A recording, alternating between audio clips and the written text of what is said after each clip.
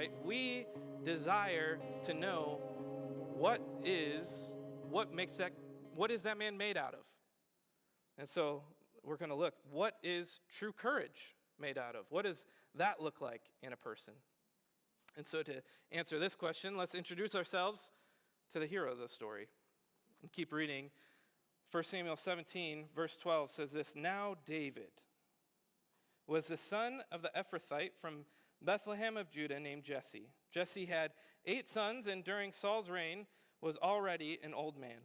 Jesse's 3 oldest sons had followed Saul to war, and their names were Eliab, the firstborn, Abinadab, the next, and Shema, the third." I'll take a moment to note, if you've been reading 1 Samuel from beginning to this point, the last chapter just introduced us to all of these characters, to Jesse, his 8 sons, and specifically David, and these 3 older sons. And that'll be important later. Because it's like, why are we being introduced again to these people in this narrative, right? So we have to ask that question, but it goes on to say, and David was the youngest. So he's got 7 older brothers, and the 3 oldest had followed Saul. But David kept going back and forth from Saul to tend his father's flock in Bethlehem. He had 2 responsibilities, one to his father and one to Saul. He had been put in Saul's to serve Saul in his house, and so he had to go back and forth. He had to split his duties. Every morning and evening for 40 days, that scene that we just read in verses 1 to 11 plays out. The Philistine came forward and took his stand. Every morning and evening he came out, yelled violently just imagine what that would do to your mental health.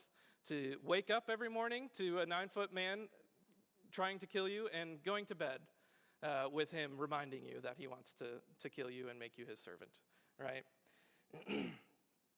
And it says, one day Jesse had told his son David, "Take this half bushel of roasted grain along with these 10 loaves of bread for your brothers and hurry to their camp.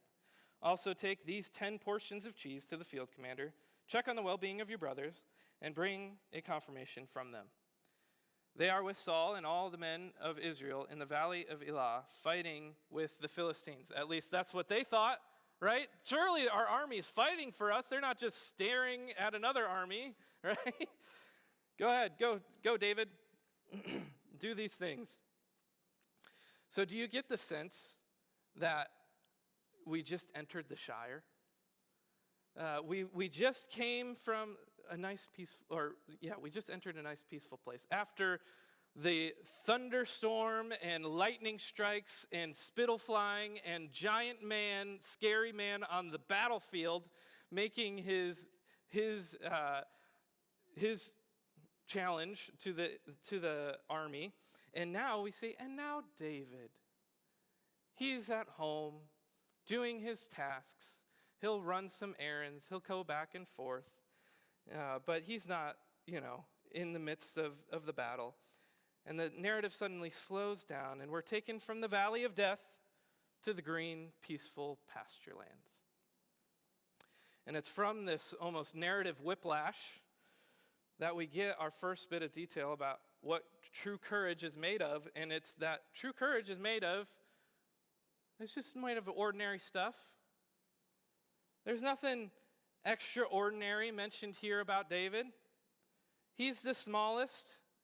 In fact, it's the reverse. He's the smallest, youngest of his brothers. He wasn't one of the 3 that went to war. He was an errand boy who was busy with the house chores. And if he wasn't busy running errands, he wasn't a warrior, he was a shepherd boy. He was out tending the sheep. How often is our own courage tied to our identity? I couldn't possibly help with kids. I'm not a parent. I don't know what to do with them. I couldn't possibly ask for a raise. I'm not the boss. I don't know what the budget is, how could I possibly talk to my friend who's hurting? I'm not a therapist. I don't have the right words to say. How could I possibly pray? I'm not a priest. I don't know how you talk to God. There's no special substance that David or courageous people get that any one of us in this room don't get. We're all made of the same stuff. We're all flesh and bone, right? How could David stand before Goliath? He's just a shepherd boy. Yet he does. And it's not because he was extraordinary in and of himself, but we do notice some qualities in him that we can all possess, that are available for all of us to take advantage of. So let's keep reading. Verse 20 says this, "So David got up early in the morning." Nobody? All right. "Left the flock with someone to keep it, loaded up, and set out as Jesse had charged him. He arrived at the perimeter of the camp as the army was marching out to its battle formation, shouting their battle cry. He woke up pretty early. He had to make a 10, 15-mile journey, potentially on, I don't know what form of transportation he had. He didn't have a car, though. I know that. He had to make quite the journey, and he got there before morning battle formations, which I'm sure were early in and of themselves, right? Israel and the Philistines lined up in battle formation, facing each other. David then left his supplies in the care of the quartermaster and ran to the battle line. When he arrived, he asked his brothers how they were. While he was speaking with them, suddenly the champion named Goliath, the Philistine from Gath, came forward from the Philistine battle line and shouted his usual words, which were becoming tiresome and weary on the Israelites. And he says, which David this time heard. That's something new. I haven't seen that before. David hasn't been there to hear what the Philistine has said. And when all the Israelite men saw Goliath, they retreated from him, terrified. Quite some battle line, right? They can't even stand up to one man. And look at all that David does after getting, so true courage, is made also of being diligent. Look at all that David does after getting his assignment from his father. He wakes up early, makes sure his responsibilities are cared for, loaded up, and immediately makes his delivery and urgently seeks out his brothers as his father asked. David went about his tasks diligently. He did them expediently and responsibly, as he's done and been doing in the narrative up to this point as well. The text suggests that David was continually faithful in these tasks and ones before. Goliath showed up even 40 days ago, right? Last chapter, chapter 16, he was the only son of the 8 who was out in the field working the sheep. He is a diligent worker, as we see again and again in the narrative of 1 Samuel. Now, there is also an element of the story that seems to suggest that David was eager to be where the battle was, which is one reason he woke up early. He wanted to be there, not only because he was quick and early with his work, but also because of the rebuke that he receives from his brother. This is where we get the impression that David was eager to be there.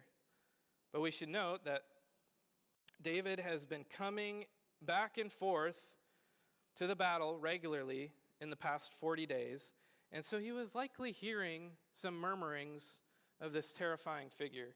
And it says in verse 25, it says, previously an Israelite man had declared, do you see this man who keeps coming out? He comes to defy Israel.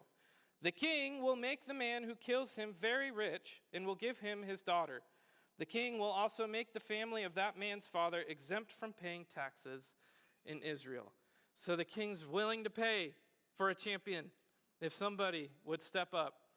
And it says, previously, this was said. And so it's very possible that David, in one of his other trips back and forth, maybe was hearing a murmuring like that, and he was eager to get to the battle lines to see this man for himself. Who is it that I would potentially face? And so this is, it was his diligence, right? It's an important part of diligence. Hard work is good, and we want to be people who do good work and do it well, amen? But there's also an element of purpose to our diligence, right? It's not just hard work for hard work's sake. Otherwise, I'd be ignoring the the advice of my high school soccer coach, which would often tell us to work smarter, not harder, right? But when you marry the two, you work hard and you work smart, you often find yourself, like David here in this passage, right place, right time. How is it that the little shepherd boy found himself on the front lines of battle, hearing the challenge of the Philistine champion? Well, one simple practical answer is that he was faithful and diligent with the tasks he was given, and a greater opportunity opened up before him. So what does diligence look like for us? Don't burden yourself today with what you think you're supposed to be, or where you think you should be at in life, or those thoughts of identity that we talked about earlier. Or I'm not that, so I couldn't possibly do that. Don't worry about those. What is it today that you are called to wake up early in the morning and get after? It may seem mundane some days. On a day like today, it may seem mundane, but it may be what God is using in our lives to shape us and to prepare us for what he has planned for us tomorrow. So let's keep reading in our passage. 1 Samuel verse 17:26 says this: David spoke to the men who were standing with him. What will be done for the man who kills the Philistine and removes this disgrace from Israel? Just who is this uncircumcised Philistine that should defy the armies of the living God? We already see some different character in David that doesn't seem to be present, right, in the other Israelite armies. Who is this uncircumcised Philistine? He's got a little more confidence than the other guys. The troops told him about the offer, concluding, "This is what will be done for the man who kills him." And then David's older brother, Eliab, listened as he spoke to the men, and he became angry with him. "Why, David, did you come down here?" he asked. "Who did you leave those few sheep with in the wilderness? I know your arrogance and your evil heart. You came down to see the battle." That would cause me to stop, right? If I was Eliab's brother, somebody who knows me well, all of a sudden he's calling me arrogant and evil? Should I be here? You know, am I doing something wrong? What have I done? What did I do that was not right? And what should I reconsider? And that's what David asks. He says, "What have I done now, Eliab?" It was just a question. I was just asking questions. Then he turned from those beside him to others in front of him and asked about the offer. People gave him the same answer as before. And it's moments like this, especially with people that we think love us and are closest to us, calling us out seemingly with no actual basis for what they're saying. Eliab, if we were to read verse 16, we would see he has some reason to be bitter with David. All 7 of his older brothers were marched out before Samuel, and each one were told to their face, Eliab being the first, and one of the most handsome, and one of the tallest, and one of the most kingly-looking sons of Jesse, stood before Samuel, who came to say, "I'm trying to find the next king of Israel." And he told each of those 7 brothers, "You're not it. You're not it. You're not it. You're not it." And then he turns to Jesse. He's like, "You got anybody else for me?" Because God's saying, yeah, you got some handsome boys. But God's saying none of them are it. And he's like, "Yeah, I got one more. He's out doing his work. David, you want me to grab him? I don't think he's the guy. You sure you want me to grab him?" And sure enough, David comes from watching the sheep. That's why we see Eliab say, "Who'd you leave those few sheep with, David?" You know, he's bitter. He's angry with David being the one who was chosen and anointed when 7 of his better-looking, bigger brothers were all passed up. And so we see that moments like this where we are faced with maybe the bitterness of somebody else and they're attacking us out of their own evil, arrogant heart. Moments like this can either crush our courage or sometimes become a catalyst for helping us build our own courage. True courage is made of moving through doubt. There has to be a moment where we face the noise and hear people's doubt cast at us, or move through our own doubt that we have of ourselves, right? We move through doubt towards faith. Notice again that David says, bro, what have I done? And that was all that he needed to say to his brother. He's like, look at my life. Are you sure you can actually say that I'm evil and arrogant? And he doesn't attack his brother, and he doesn't get defensive. He just says, show me the proof, man. What have I done? What have I done wrong? What defense is needed if there was no wrong done, right?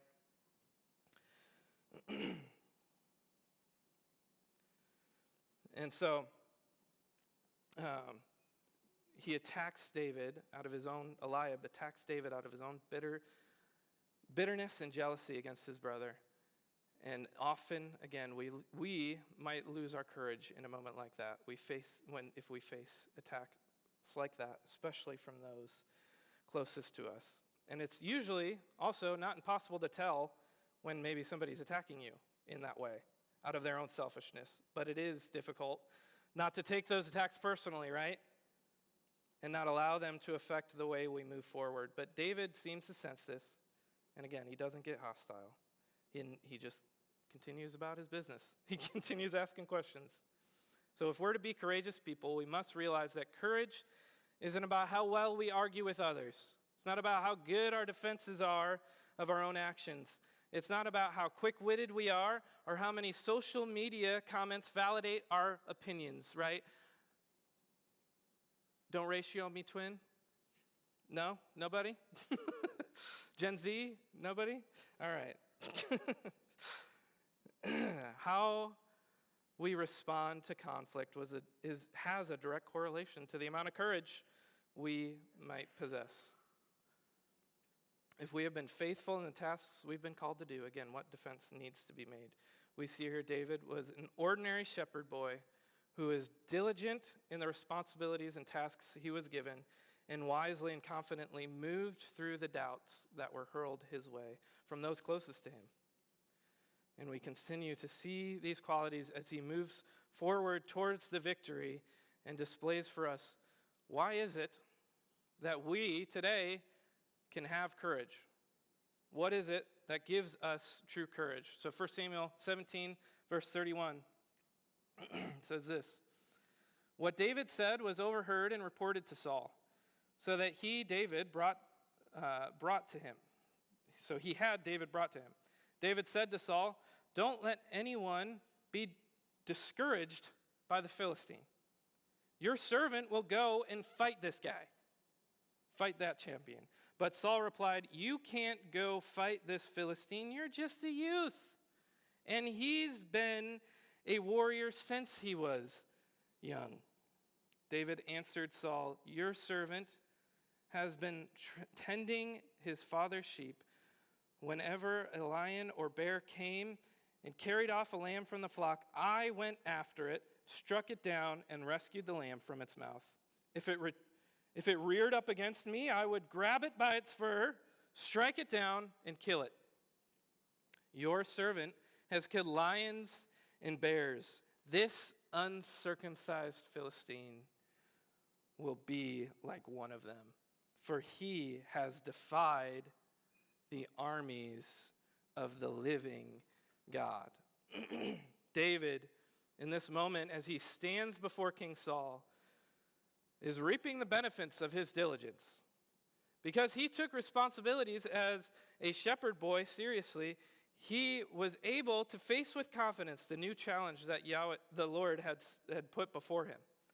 Because of his faithful and diligent service in the house of the king, it was not intimidating for him to stand before the man himself and plead his case. David's confidence, his courage, stemmed not from just his own diligence, but from being aware in that last statement, who can defy the living God, the armies of the living God. He makes a statement. My enemies are God's enemies. That's why we can have true courage, because our enemies are the same as God's enemies. All right? Let's not make any new enemies that aren't God's enemies. Let's keep the ones that he has, because we can have courage in the face of those kind of enemies. David's brother mistook David's confidence for arrogance, but this was not arrogance that was being shown by David. It certainly probably looked like it, right? Since no one else in a whole army was stepping up. But he was not arrogant. He was confident in the God who won countless battles for the Israelite people up to this point. He knows there is no one, not even a Philistine 9'9" war machine, who could stand against the living God. So let's continue. Verse 37. Then David said, Lord Yahweh, who rescued me from the paw of the lion and the paw of the bear, will rescue me from the hand of this Philistine. Saul said to David, all right, man, go and may Yahweh be with you. Prove it. Then Saul had his own military clothes put on David. He put a bronze helmet on David's head and had him put on armor. David strapped his sword on over the military clothes. He tried to walk, but he was not used to them.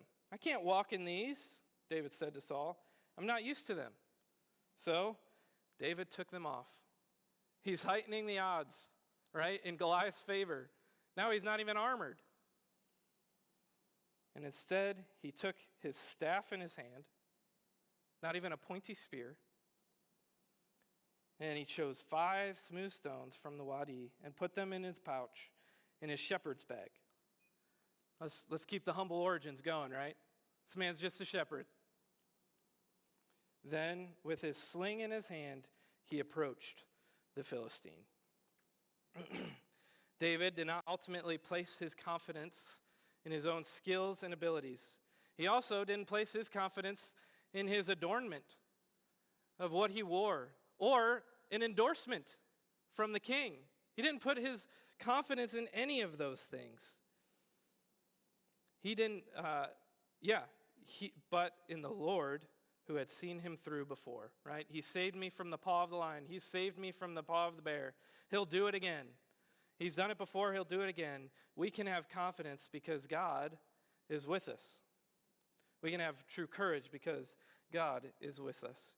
And you want to know the real secret to courage in this life? It's not found in any confidence we have in our own abilities. It's having confidence in the one who's not only gifted you uniquely, but he walks with you and steps into that battle with you. Faith is essential to what we're doing here even this morning. I don't speak for just myself this morning. There's a small team of us who have had to find courage to be a part of a new church starting in Malta. If you ask any one of the 10 or so of us who have tried to be a team and to start this effort, you'll hear reflections of David's story and how we're just ordinary people trying our best to be diligent parents, employees, or students, moving through our own doubts and doubts that are cast upon us, and we're trying to remain faithful. There was one summer, back when I was in college, that I would work for the water company that my dad worked and retired from, and my job was to go door to door and check people's water meter down in their basement. So you can imagine some interesting houses that I got to go in. And interesting people that I got to meet. One day, I knocked on someone's house, and they started asking me a question about my schooling. And I told them I was going for biblical studies, and I felt a call to ministry, and I wanted to serve the Lord with my life. And his response was to tell me, don't waste your life, get a real job, is what he told me. And I would love to tell you that in that moment, I had the courage to say, what have I done? What am I doing now? Look, I've got a uniform on. I've got a clipboard in my hand. I've got work boots on. I'm going to do a task. Do I not look like somebody who's trying to be diligent and not waste my life. I'm working now, today. You don't think I'll work tomorrow? You think I'm going to waste my life? But I didn't. I didn't say any of that. Instead, what happened was the door got promptly shut in my face. I don't even think I checked the guy's water meter. So I sulked back to the truck, got in the truck, flicked the blinker on as I was pulling out, and got sideswiped as I was pulling out. Oh, man. Confidence and courage at an all-time low, right? Little did I know at the time, I was just a work in progress. Right? Still am. And thank the Lord that the journey of faith and moving through doubts and the Lord working on us, it's not just about what he has for us, it's about where we're at along the way, right? The process. It's about the process, not the destination, right? True courage may not completely manifest in our lives tomorrow, but we practice these things and continue to place our faith in God, and he is faithful to grow our capacity for courage and confidence. Amen? God was walking with me in my own little defeat back to the truck and after the side swipe. And he's walking with us today. Amen? So let's keep reading together as the enemy closes in. And for many of us, maybe defeat seems to mount, right, as this terrifyingly large figure approaches David. Verse 41, it says, "The Philistine came closer and closer to David, with the shield bearer in front of him. And when the Philistine looked, he couldn't find him." He was 9'9". Where's this guy? Where's the champion? Oh, he had to look down. And he saw David, and he despised him, because he was just a youth, healthy and handsome. He said to David, "Am I a dog that you come against me with sticks? You're going to do something with that staff?" Then he cursed David by his own gods. "Come here," the Philistine called to David, "and I'll give your flesh to the birds of the sky and the wild beasts." David said to the Philistine, "You come against me with a sword, spear and javelin. You're dressed to the nines. Head to toe, there's not a part of you I could touch, even if my spear was pokey," right? "You come against me with all those things, but I come against you in the name of God, the Lord of armies, the God of the ranks of Israel. You have defied him." You thought you were challenging Saul and his men. You defied the Lord of armies. Today, Yahweh will hand you over to me. Today, I'll strike you down. Remove your head and give the corpses of the Philistine camp to the birds of the sky and the wild creatures of the earth. Then all the world will know that Israel has a God. He's got his Babe Ruth moment, right? He points to the sky and says, "I'm going to hit a home run. I'm going to knock it out the park, and there's nothing you can do to stop me." And this whole assembly will know that it is not by sword or by spear that Yahweh saves, for the battle is Yahweh's. He will hand you over to us. And when the Philistine started forward to attack him, David didn't run for cover. He's got a sling. He's got a range weapon, all right? But David, in his silly arrogance, ran quickly to the battle line to meet the Philistine. What courage he had. David put his hand in the bag, and if it was me, I would probably miss the bag 5 times. And he took out a stone, and he slung it, and he hit the Philistine on his forehead. The one bit that the armor wasn't covering, somehow, some way, it hit him square in the forehead, and the stone sank into his forehead, and he fell face down to the ground. David defeated the Philistine with a sling and a stone. He didn't even need that pokey stick. He could do it with just a sling and a stone. David overpowered the Philistine and killed him without having a sword. David ran and stood over him. He grabbed the Philistine's sword and pulled it from its sheath and used it to kill him. And he cut off his head. And when the Philistines saw that their hero was dead, they all fled. The terror flipped sides, the scoreboard reversed, and we see victory snatched from the jaws of defeat, right? Here it is, the showdown we've been waiting for. And we notice once again that David doesn't place his confidence in what the world often does. He doesn't put his confidence in adornment, endorsement, having the best armor, weapons, and prestige weren't the deciding factors for him. The deciding factor was the faith that he had in God and that arrogant-looking confidence that he had in God's ability to give him the victory. And that's why we too can have courage, a true courage. It's because God has won the victory. David, in this story, doesn't just best the Philistine in battle. He bests him in words. That was a far better speech, in my opinion, than the Philistine gave for 40 days. He says, look at what I'm going to do with you with a sling and a stone. I don't need a sword to beat you. He bests him in words. And he doesn't just best Goliath in battle and in words, but he bests him in faith.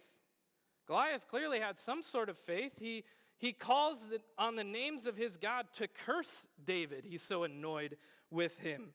And Goliath's goal was to dominate the Israelite champion so as to make the nation of Israel their slaves. But David's goal was to dominate the entire Philistine army, to let everyone know that Israel's God is the real deal.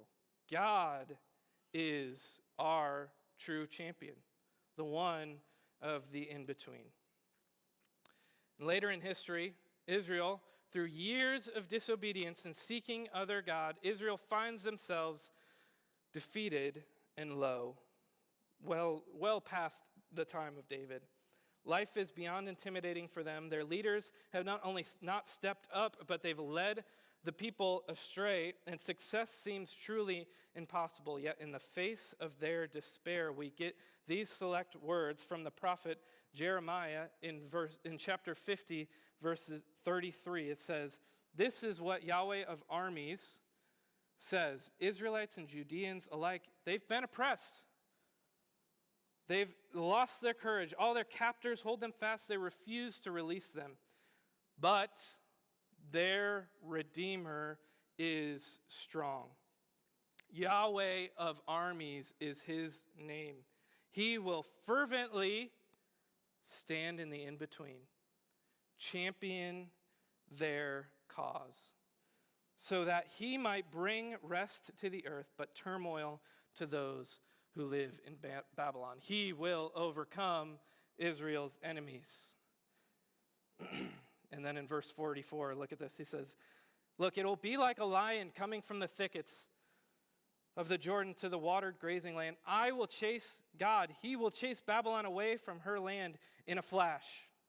I will appoint whoever is chosen for her, for who is like me? I'm the one who gets to make the call and deciding factor for what happens for Babylon." And get this is so fun. It's a direct call back to David and Goliath. He says, "Who will issue me a summons?" Is there a champion out there who could stand before the Lord of armies? He's taken the place of Goliath. He says, "Who will issue me a summons? Who is the shepherd who can stand before me?" There's no little boy shepherd that will stand and champion against the Lord of armies, yet he will use a little boy shepherd for his purposes and to show that he is Yahweh, God of armies. Isn't that amazing? True, Ryan, if you want to join me. True courage is found in the Lord.